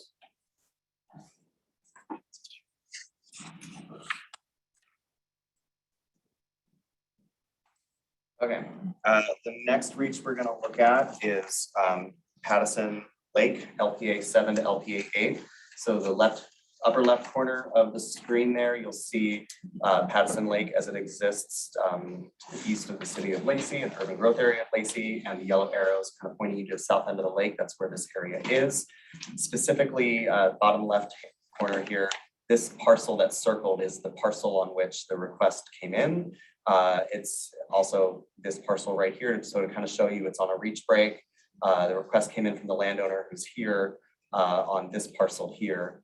And so this is a blown up shot in the bottom right-hand corner of the parcel in question with, again, the landowner's residence in an adjacent reach immediately to the south. So single landowner for all of it? For this, correct. This is Okay. one person who has said essentially, hey, I live on a reach break. I'd like you to consider where that's located and what the designation is for a portion of this parcel. So currently for this reach as a whole, currently it's conservancy. There's a small piece in the southwest corner that's rural, kind of in this area. The proposed SED for that entire reach is natural, and the citizen has requested shoreline residential for that piece that abuts where they live. So it's the area that's actively used for residential activities adjacent to their home, about the southern quarter to half acre. And they've looked at potentially doing a boundary line adjustment or something out there, but ultimately their goal is to try to formalize the land use that's out there, and have either the parcel lines or the SED boundary reflect that. So that's kind of the nature of their request. Currently, there's no structures in that parcel. There are no structures. Well, it depends on the definition of structure. There are some alterations to the property out there, and I can speak to that in just a moment. So let's see if I can find that real quick. Situation here. I know there are some paths that have been cleared under the canopy that we really can't see just because there is closed canopy. There is a force main from a septic system that enters SMP jurisdiction. Some concrete stairs and a dock that's down on the kind of on the parcel line. You can see the boat that's down there in the water. That's how they characterized it. How large is this parcel? It looks fairly large. It's fairly large. I don't want to guesstimate. Maybe someone behind. The reason I'm asking is but yeah. because it's recommendation for natural. Right. And it looks like it's a large parcel. It And the is. individual's residence is on a different parcel that is shoreline residential. Correct.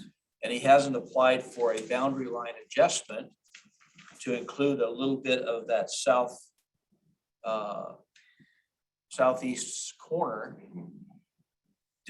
Does he submit anything in writing? So they have not applied for a boundary line adjustment. I only brought that up because I know that was in the content of their written remarks Yeah. on the So they SMP. haven't even done like a pre-submission conference for development? I don't know. I'm not sure. But essentially, I know what they're attempting to do out there is to have the entirety of those two parcels that they are using for residential use kind of considered under the same umbrella. That's what prompted the phone call and the written comment. But even if he did a boundary line adjustment to include that other parcel into the other one, Mhm. the reach wouldn't necessarily have to be extended. It could be changed. So one of the things that we've considered here and the approach that went in a prior phase of the project and what I'm attempting to be consistent with my recommendations is that unless there's a really good reason to deviate from using parcel lines as a boundary, that we stick with that methodology. So I think their contention is that if that parcel line were to be something else, you'd be recommending the whole thing be shoreline residential. And I would say maybe not necessarily. Maybe not necessarily, and that's what I. Because even we recommended rural conservancy for the entire LLCC waterfront. Yeah. I mean, And I have, I've talked to this applicant and I've let them know it's something you could attempt to do, but results are not guaranteed on that piece. What kind of development did he say he did besides the shoreline modification with the steps and dock and maybe part of his septic system goes into it? Yeah, there's a force main from a septic system. So there's a drain field or some type of development that has been done out there in the past. And so a piece of that enters SMP jurisdiction. And then there's a 4-foot wide concrete staircase, which I believe is down closer to the water. I know that they have some kind of cleared earthen trails that kind of go down to the waterfront for accessing that. And there is a dock down there that's pretty close to the parcel line and the reach It's break. pretty minimal impact.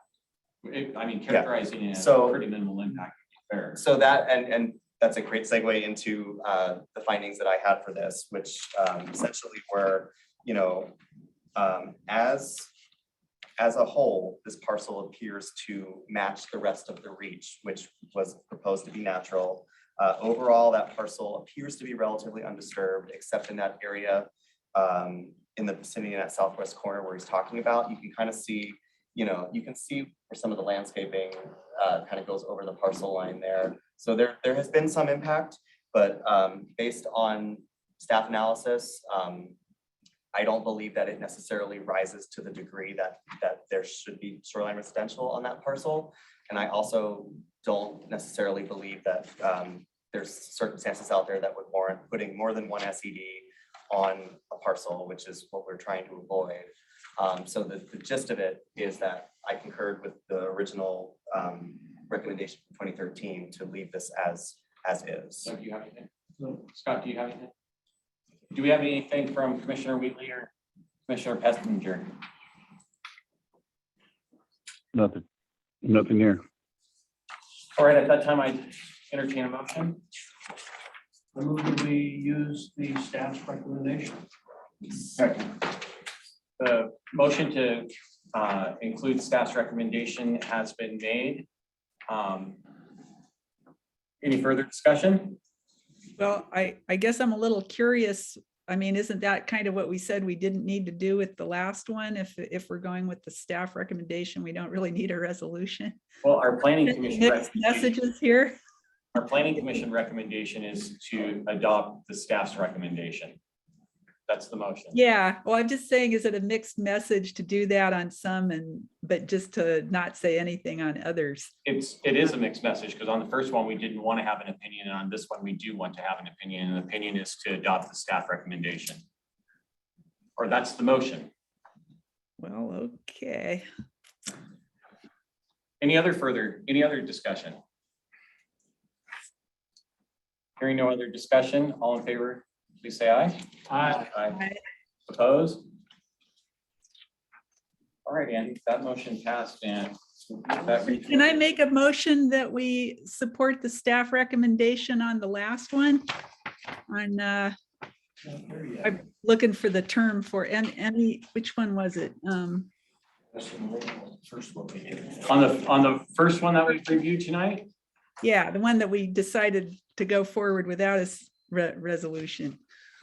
Can I move a resolution that we support? the staff? I would entertain that motion. Okay. I Is so there- move. Is there a second to Commissioner Wheatley's motion? Second. Second. The motion has been made and seconded. Any further discussion? So the motion is for the planning commission to adopt the staff recommendation for Eld Inlet MEL, reach MEL 9 to MEL 10 for an SED of rural conservancy. All those in favor say aye. I Opposed? Nay. Motion fails. But that staff recommendation will still be reflected in the draft copy. Or in the Nothing will change in recommendation. the proposal. Nothing will change in the proposal. Yeah, it will go forward as proposed. You know, I can say why I said nay. I said nay because I think it's inconsistent with shoreline residential, because looking at the stuff that the staff put forward, everything within that reach is 125 foot from the shoreline, within 125 foot. So with rural conservancy, everything is within the buffer, way within the buffer. They can't do anything inside that buffer without substantial cost to the residents. I understand and I agree that it is a steep slope and a lot of it is not impacted. However, to be consistent with what I've been doing for property rights for individuals, I really don't agree with rural conservancy. And you know that, Andrew. Understood. Okay. So, All right, hearing that, we're going to move forward to our next analysis or our next SED review on Pattison Lake. Okay. Great. All right, this actually came in from the same landowner who was speaking on behalf of, I believe, it was the homeowners association, one of them that's out there, one of the association of people who are interested in Pattison Lake. I think it might have been the homeowners. But this is LPA 8 and 1 and 2 to 3. I say it 2 reaches because kind of the pinch point there in the middle of the railroad crossing of Pattison Lake is where that reach break is. So, but essentially what we're looking at here is that portion of shoreline jurisdiction where the railroad crosses Pattison Lake, which again is east of the city and urban growth area of Lacey. Currently, that area is rural. It is proposed to be shoreline residential. And we had a citizen who said this would be better fits either urban or rural conservancy. Are we just doing the part that's circled in yellow? Correct. yeah. So basically Yeah. just the railroad tracks. With some. And somebody wetland wants that to be beside. shoreline residential? No, they want it to not be. Oh. They wrote it and said, hey, this is not residential. Okay. This should not be residential. This should be urban or rural. And this is from a conservancy. neighbor, not from the railroad company Correct. themselves. This is from the neighbor. But Yeah. who owns the property? Railroad The company. railroad company. Yeah. Have we heard from the railroad company? I have not. Have we So- never heard from the railroad company on anything I like have this? not. So in the spirit of bringing all these forward through the public process, I'm doing so. And I do have a recommendation that potentially lets it go. So we can look at both of those. Okay, so basically what I looked at here, it doesn't appear to fit shoreline residential criteria simply because there are no residences out there and there's no out in that SED that says shoreline residential is highly impacted residential or highly impacted shoreline. So we really don't have a high intensity SED as a county. So it's also not likely to be developed residentially simply because it is an active railroad and there are wetlands kind of, on either side of that track. So none of that is going to be residentially developed anytime soon. And I also looked at how other railroad right-of-ways in shoreline jurisdiction were treated. So looking around the county, essentially, anytime a rail crossing went through SMP jurisdiction, the previous people came before me and their recommendations was to just use whatever was adjacent to the track. So a lot of times that was either natural or it was rural conservancy. So what I'm left with here is that I could frankly go either way on this. If we want to look strictly at the criteria, it would appear to best meet the Urban Conservancy SED. If we want to be consistent with how every other railroad crossing that I could find and looked at in shoreline jurisdiction was managed, it would be to leave it as the surrounding areas are shoreline residential. So those are two options for Planning Commission to consider. I don't have a strong preference on that. I think the path of least resistance is to leave it alone, and that's work that we don't have to do to change that, but I'm gonna leave all that with Planning Commission to discuss. Do you think that if we did make this Urban Conservancy and then the railroad wanted to do some maintenance on their track and trestle, that they obviously would be impacting other stuff? Are we gonna is the county going to get sued over that? I don't know that they would need to get permits for that because they're gonna be maintaining an existing use that's out there. Okay. Yeah, and also they're subject to all a lot sorts of stuff. things, yeah, so outside of the SMP, that's certainly something I could take a closer look at. I don't think you need to, I mean, I'm pretty much well inclined to do one thing anyways, Okay. but I don't want to bring on a liability that. Right. Doug, did you have something? Do we have any idea how far across that is? Doesn't look very far, but I can't think off the top of my head.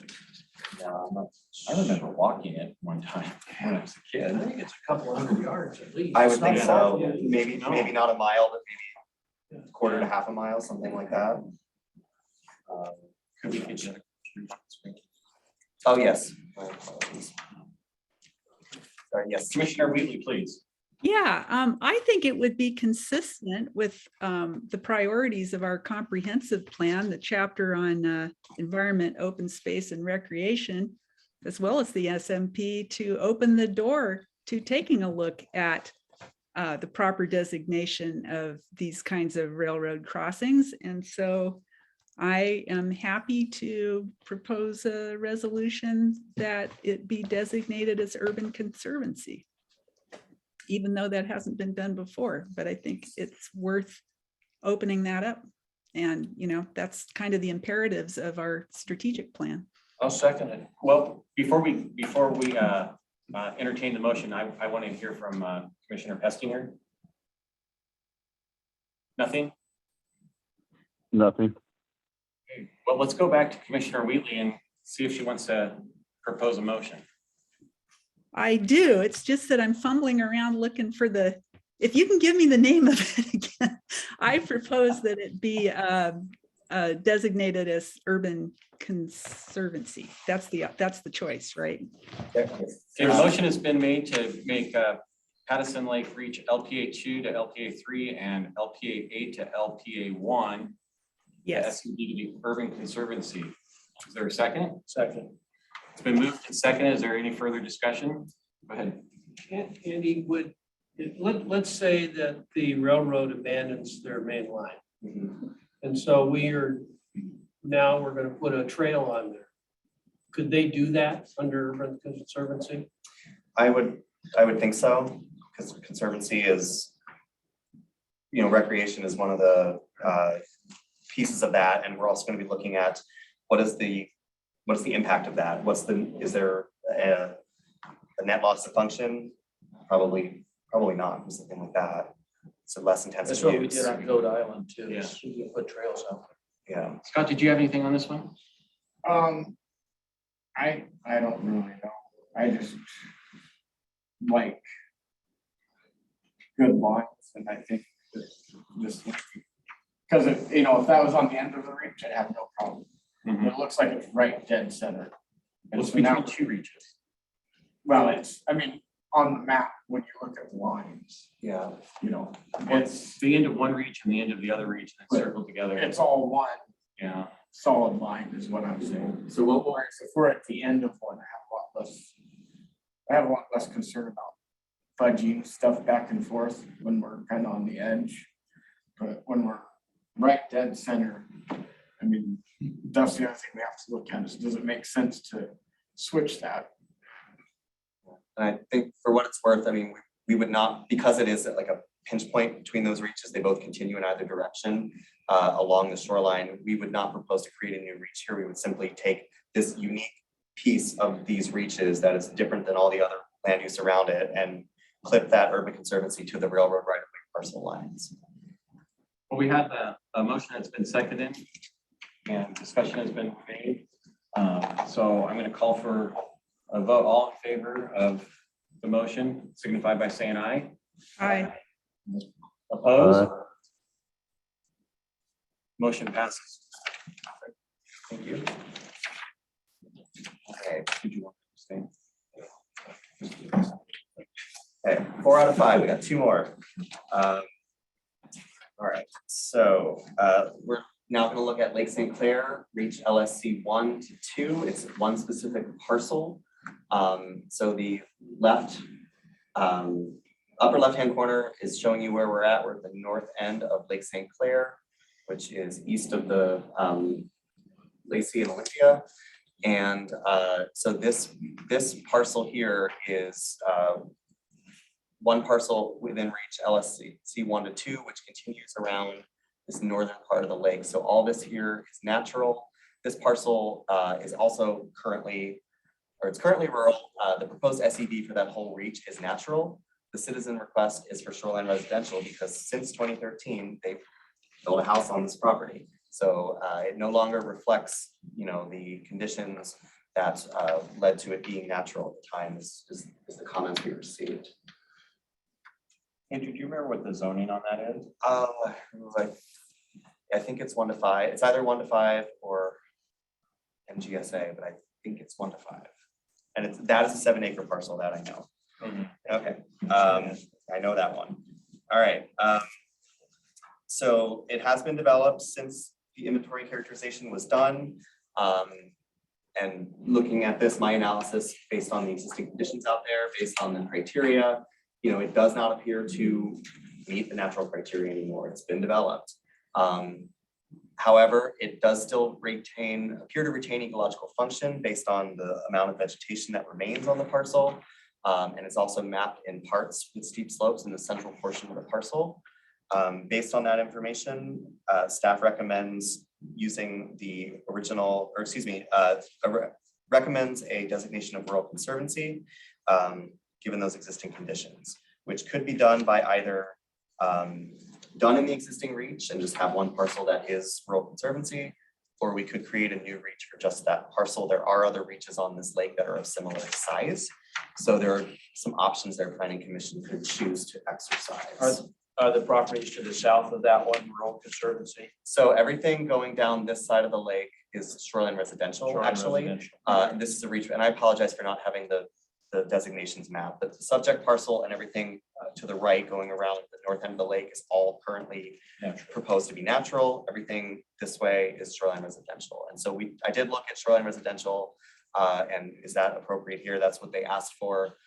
In staff's opinion, the degree of alteration, does not necessarily rise to the level that I would recommend the whole thing be shoreline residential. That's where I landed on rural conservancy, just based on the function that remains in the area. They're just looking at this proposed SED natural. Yes, it is. Yeah, and that's because, and you can see if you look to the right, that shoreline is far more intact and is not developed, and that used to look more like that, and now it does not. And you don't believe that they've applied for any other development permits? I don't know the answer to that. Well, if it's 1 to 5 and it's a 7-acre piece and they already got one resident. Yeah, there could be some other ancillary structure they apply for, so they're, but I am not aware if they have or not.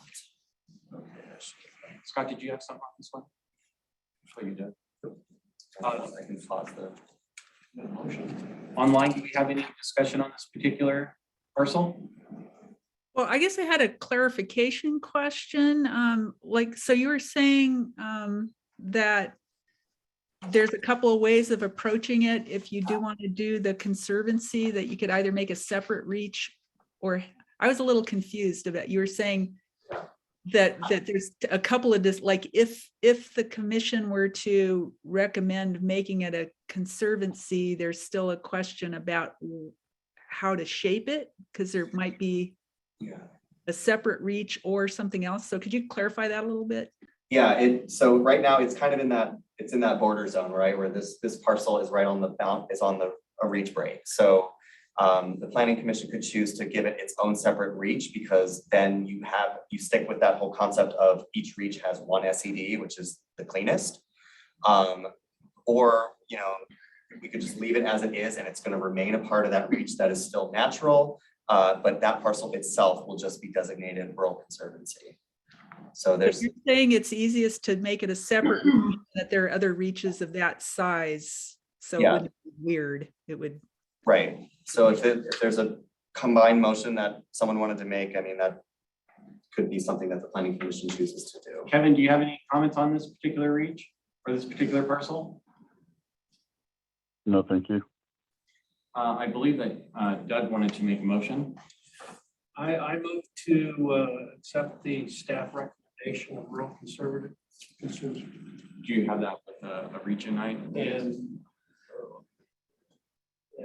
at staff's option on whether it's its own reach or attached to the other, whatever's easiest.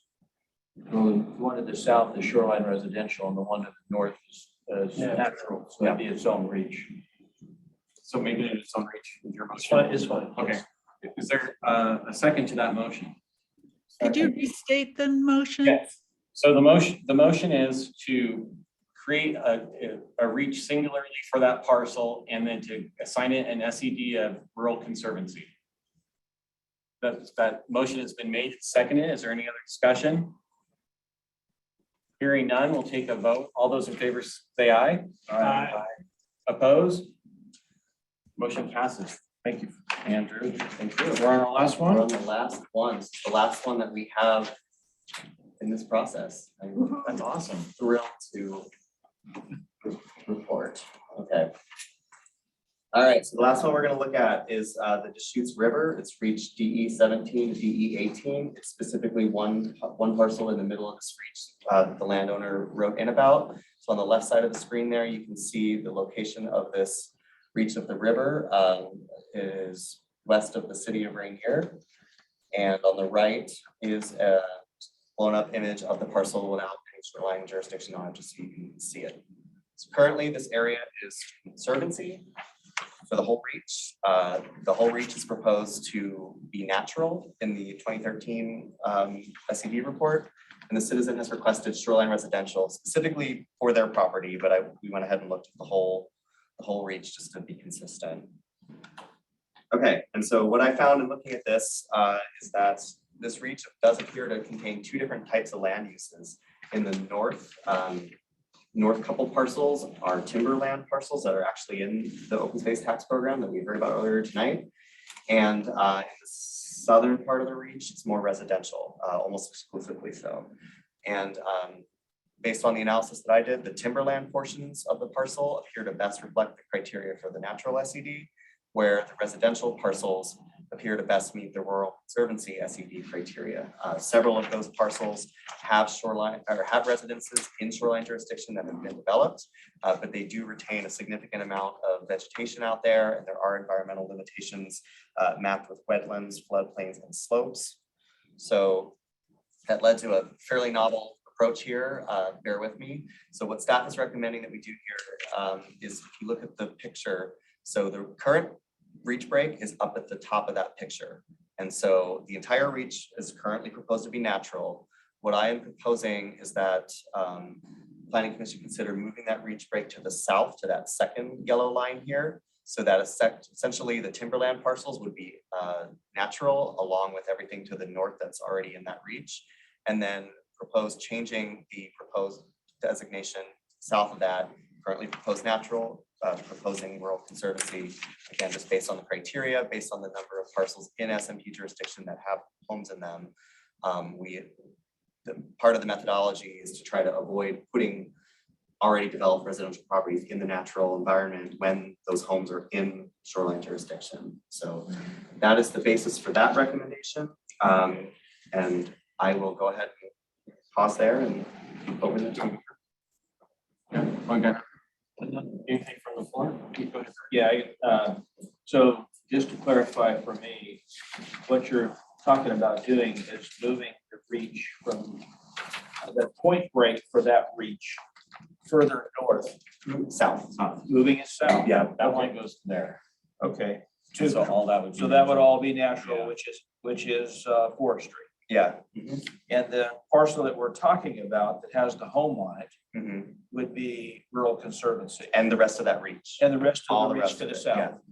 Okay. Because we looked at it and I ultimately did not agree with the 2013 approach, and ecology is on board with this one as well. Okay. Anything from online? Hearing no discussion, we entertain a motion. I move to accept staff's recommendation for the future DE 17 to DE 18. Is there a second? Second. The motion has been moved and seconded. Is there any further discussion? Hearing no further discussion, all in favor, say aye. Aye. Opposed? Motion passes. Okay. Andrew, thank you very much. Thank you. That's all I have for you. I'll come back on May 4th for a brief update on a few outstanding items that you had asked me for a couple meetings ago. And then I'm planning to return on May 18th with the draft PC recommendation for the board. That'll be your first opportunity to take a look at how all of your feedback and feedback from the public and ecology has all been incorporated.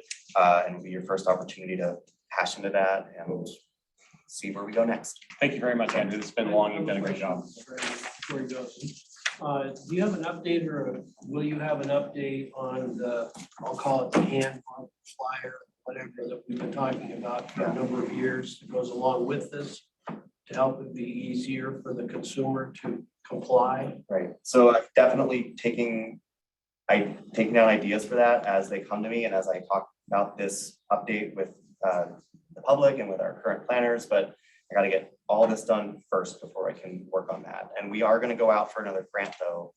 If ecology offers their competitive grants for shoreline development next year, we're going to go for another grant to help us get some money to work on that. So, but I'm still putting together the pieces, but you know, it's not something we're going to be able to substantially move forward on until the update is further along. I will say though, as we get kind of hot topics bubbling up where we think a fact sheet would be a good idea, we're still putting those things out, and those are going to be what really forms the backbone of that, the types of things that we already know people have asked us about and want to know about, and that planners and the public are going to need to know how to are going to need to know to be able to comply with and improve the document. So definitely more to come on that. Any other questions for Andrew? All right, thanks again, Andrew. Thank you. All right, we're going to move on in our agenda to other business, which we'll start out with some staff updates.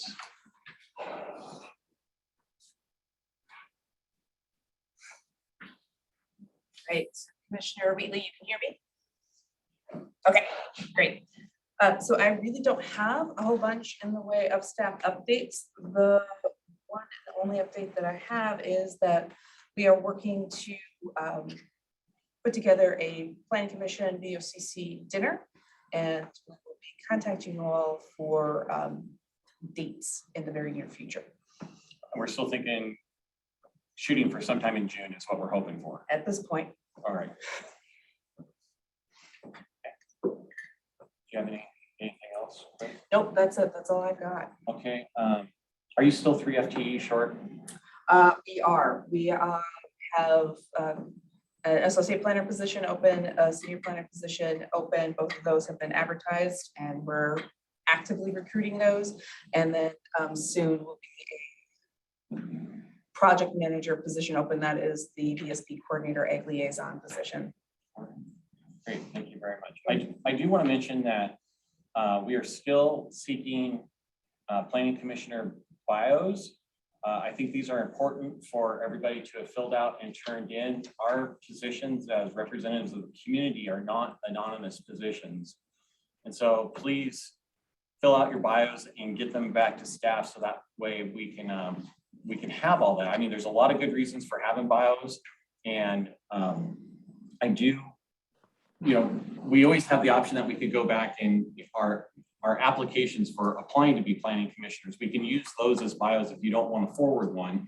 But if you want to forward one that you have a little bit more control of, that's going to be more public facing. The application is already part of public record, so it's already searchable. But if you want something that's a little more forward that you control in a different way, please get in that new bio. And again, this is not really a position to serve anonymously from. Commissioner Wheatley. Yeah, I had looked at those bios and I thought, oh, that looks just like my application. So that kind of answered my question. Okay, Yes. so, Yeah, I think the point is we can either write one that's a little more, Sure. or we can just say, go ahead and use I mean, for now, I'm happy to have just my application put up Sure. online or whatever, and then I can think about it. But yeah, I had a question about that because it looked just like the Yeah, application. very similar, but you might want to put something in there a little bit different to, say something about what's important to you or more important that wasn't in your original application. And I think it's a really good idea because I think that a lot of people from the public contact us and they need to know who we are and what we can do. And I just think it's really important. And one way or the other, the public's going to find out anyways. So it'd probably be best if everybody controlled that themselves. With that, I guess we will move on to calendars. And so our next meeting would be May 4th, where we're tentatively looking at some more SMP. Andy, did you say we're doing more SMP stuff on the 4th or not till the 18th? Yes, just to wrap A little bit. Okay. And then Caitlin will be back in with some wireless stuff. Is there anybody that doesn't think they'll be able to attend that meeting? Right, and then on May 18th, we're going to be doing the public hearing for open space and non-conforming code updates, and then some more SMP stuff. So it's a really important meeting for everybody to show up so we can hit quorum and hold our public meeting. Is there anybody that does not think that they would be able to attend? All right, it looks like everybody's going to be there. Question. Oh, go ahead. Go ahead, Commissioner Wheatley. Yeah, we had talked about scheduling in some discussion about the revision of the comp plan. But I don't remember if there was a date attached to that or not. Didn't we sort of figure out a place to wedge that in where we're not doing something? So we decided we could have a work session on the Development of the comp plan? Yeah. I don't think that we have that on the agenda yet, but it's something that's going to be on the agenda at some point. Some point we'll talk about the 2025 comprehensive plan update that will be coming forward. But the May 4th wireless discussion, we want to make sure that we have plenty of time to have that discussion. I think that comp plan discussion is It'll be a low priority. Yeah, it is. It's very low, yeah. Well, I would like to say it's a very high priority for me. And maybe we should have a discussion about where it fits in the priorities, but. Well, our priorities are still set by the BOCC and the docket. And well, maybe we should have a discussion about how our priorities are set then too, because I that's don't not actually a agree. discussion for us to have. That's a discussion for the BOCC to have. Oh, We can bring up at the dinner. Yeah, yeah, we can bring it up at the dinner. That's a Alright. very appropriate thing to bring up at the dinner. Is there anything else for the good of the order? Okay, since our business is finished, this meeting is adjourned. Thank you.